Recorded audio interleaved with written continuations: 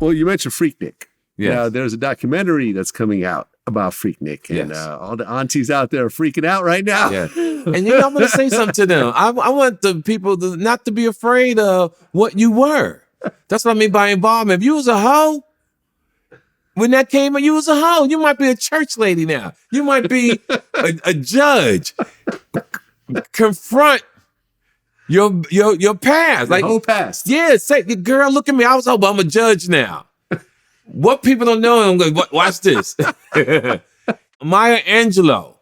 If she'd have died at 22, would have died a prostitute. Oh, she was a prostitute? She was a prostitute. Okay. I didn't know that. If Malcolm X would have died when he was a youngster, he'd have died a drug dealer. And a pimp. And a pimp. Yeah. He lived long enough to become Malcolm X. I want people to take their whatever wrongness they did at Freaknik and use it not as a negativity. Use it as a positive. Look how I wasn't just because I was out there freaknicking, right? Getting my pussy rubbed, maybe, or getting my titty rubbed, or you might have saw me sucking somebody's dick. Look at me now. I'm a judge. I'm a judge. I'm CEO of Microsoft, right? I'm running the Chrysler dealership. Like, just say that was me. Or if your kids see, Mom, you're like, yeah, they had my ass out. Yeah, they was like, hey, didn't I raise your ass right? That's all that mattered. Right. DL Hughley, I asked him if he'd been a Freaknik. He said, yeah. I said, what was it like? He said, a lot of sex. He said, in fact, there was a girl he had a crush on, and he like walked into some party, and she was like fucking two dudes, and she was like, oh, hey. Oh, she was like, wipe her mouth. Hey, DL. I'll never forget this. I saw a chick who I thought I had a crush on with two guys. That crush just evaporate right then and there? Wow. And this is true story. And she like, hey. I was like, oh my God. Oh my God. It was called Freaknik.